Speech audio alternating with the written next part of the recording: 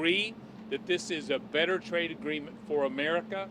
It's modern, it's updated, it creates new markets and new customers for our workers, for our families, and for our local businesses. We need to work together, Republicans and Democrats, to pass this agreement and get it to the President's desk this summer. Looking carefully at the agreement, there's really no reason not to support this and get it to the President's desk. With that, I would like to introduce Vern Buchanan, who is the Republican leader of the Trade Subcommittee. Vern? Thank you, Chairman. I appreciate the opportunity. I mentioned to the President, I appreciate, I've been here about 10 or 12 years, but him getting engaged in a lot of these different trade agreements or trade possibilities around the world, but we're focused primarily today on USMCA. It's about $1.3 trillion. I don't like using that term back in 08, but too big to fail when you think about it. We're talking about hundreds and hundreds of thousands of jobs. I know in Florida, my state of Florida, 1 in 5 jobs is trade related. We have 14 ports, but this makes a big difference, not just to our state, all the way across the country. If you look at the new and improved version of NAFTA 2.0 or whatever, I think there's a lot of wins in there for us in terms of the United States, and I think they've done okay, but I think it's a great bill. And our team here today, we're all working together to make sure we can get the votes. We believe we can. We're very optimistic with the President's leadership, and we hope to get it done sometime before August. So how are you going to create one more? We have Catherine Morse Rogers. You'll take questions. Yes, Yeah. we will. Yeah. I too just want to say it was great to be able to spend some time with the President to be talking about how we're going to get the USMCA trade agreement passed, signed into law this year. Obviously, this has been a big priority for the President, for the administration. They've done great work, working bipartisan with Republicans and Democrats. I come from Washington State. We're the most trade-dependent state in the country. And we want to sell more airplanes, more Microsoft products and other tech products. Agriculture is our #1 industry. This is so important to Washington State. It's important to America. It's important to our farmers, to our manufacturers, to our workers. These are jobs. These are American jobs. And getting this trade agreement done is a high priority for us this Congress. So we'll be happy to take questions. Yeah. So can you tell us how you're going to create the markets? And B, can you tell us, is Mexico going to step up and pay for any part of the wall since the veto override failed in the House today? That's going to happen. So can you tell us, have you negotiated that with Mexico in any way, shape, or form? So our relationship with Mexico and Canada is stronger when we're all three growing. This trade agreement does exactly that.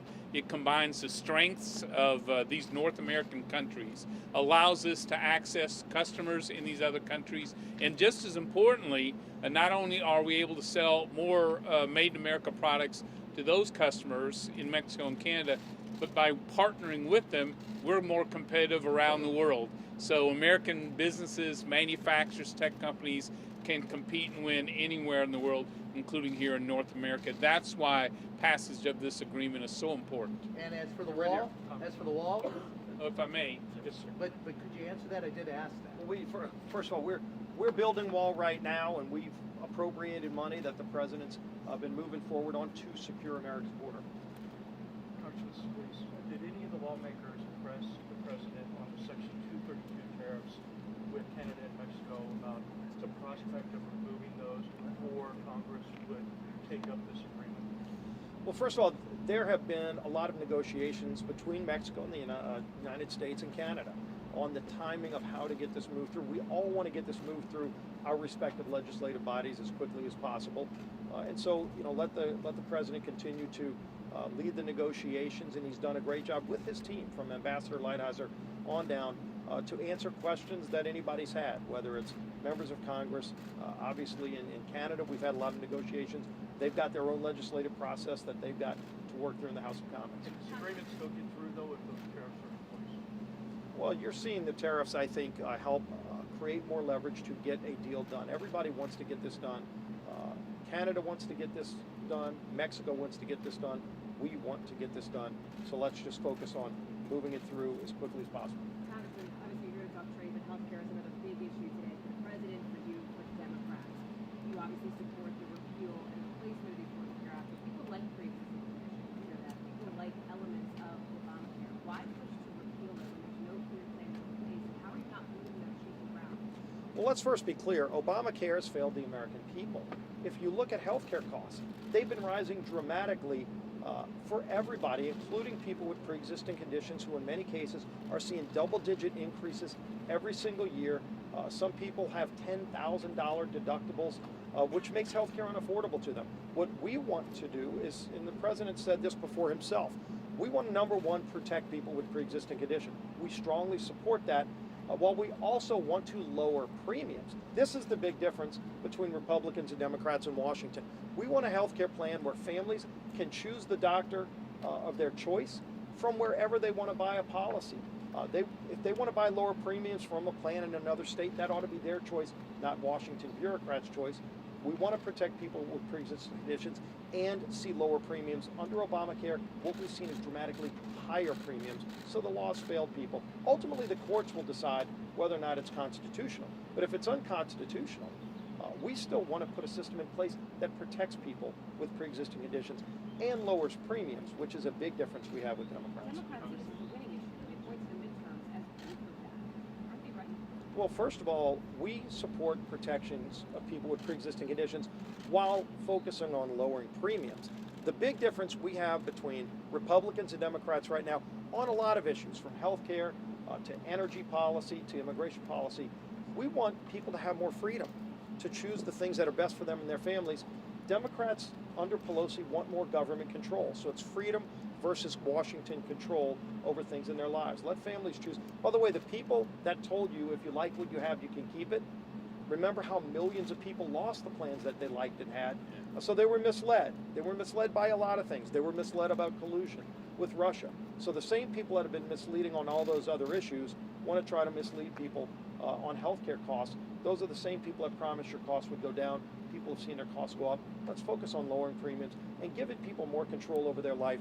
They know what to do better than Washington. Right over here. Would you support a quick fix if the law is struck down? $1 mandate, repealing the individual mandate, just a fix to avoid the chaos if the law is struck down?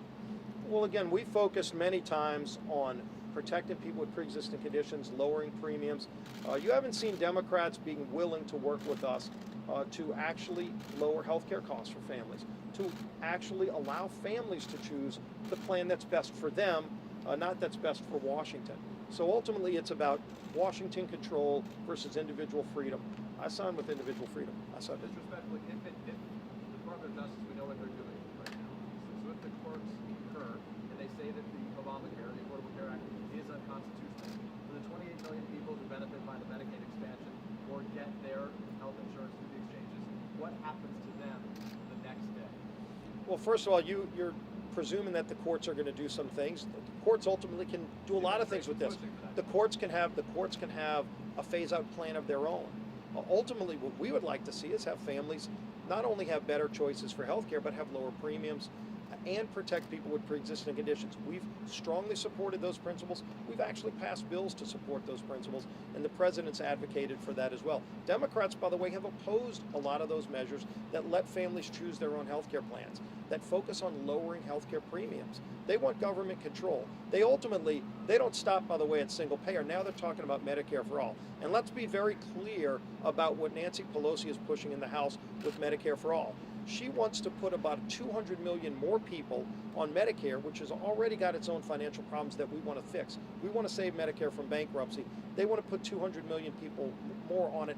And under the Democrats' plan, they actually end the health insurance programs that go through a lot of companies. Many Americans, millions of Americans, get their health care plans through their employer, and they like those plans, by the way. They're very good health care plans.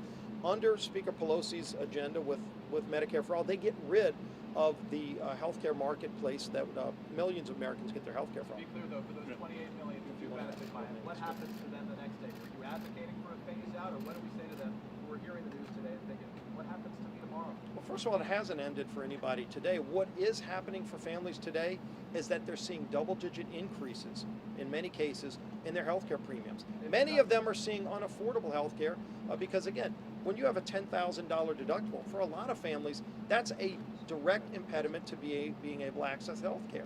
We've said let's focus on lowering premiums and putting families in charge of their health care. Do you agree with Leader McCarthy that Adam Schiff should step down as chairman of the House Intel Committee? Well, I think he's lost his credibility. When Adam Schiff has gone before the country for the last 2 years and said that he had more than circumstantial evidence that there was collusion, and there was no collusion. He owes an accounting to the American people that he's been misleading for these last 2 years. So have, by the way, all of those other Democrat leaders, many of them committee chairmen today, that have misled the American people. But there was no collusion. We looked into that, by the way, when we were in the majority, and it didn't take us two years. It didn't take us over $20 million of taxpayer money. We realized quickly there was no collusion, and then we moved on and focused on things like lowering taxes for working families so we can bring middle-class jobs back to this country. All of those Democrat leaders who were out there in the press for the last 2 years making the most outlandish claims you could make, all the way up to the highest levels in government, they owe an accounting and frankly, an apology to the American people Which for other misleading people. which other chairmen are you calling to for the resignation? You can run the video. I'll get the video to you if you want, of all of those people who have made some of the most outlandish claims about the president, about his family, and by the way, some of them haven't gotten over it. They still want to continue going after the president and his family, even though the facts don't justify what they're going after. They ought to be focusing on the things we're focusing on, Wouldn't it be and that closer is to getting just more, name them? creating more American jobs, getting our economy back on track, keeping the focus on solving problems for everyday families, and lowering health care premiums. Wouldn't it be by the way, faster too. to just name them than videos? What is your We actually have a trade question. We'll be happy to take this. what is your time for getting the USMCA passed? And during your meeting today, did Ambassador Lighthizer give you any updates about the trade talks with China as well? So on the timing, as Ambassador Lighthizer has said, the legislation will be sent to the Hill when Speaker Pelosi gives the green light to do that. Ambassador Lighthizer and those of us here today are continuing to work with Democrats to address any enforcement issues or any other fine-tuning they'd like to see on this agreement. But we think it's crucial, and our farmers and our manufacturers and tech companies tell us it's crucial that we come together and pass this new agreement and get it to the President's desk this summer. Thank y'all for coming out, and we look forward to getting USMCA passed. How's your recovery from the shooting? Getting a lot better. Thanks a lot. Getting better every day. You're still with that? By the end of this year, I'll be without a crutch, so I'll be able to walk on my own. Go Tigers this Friday. Go Cats! UK!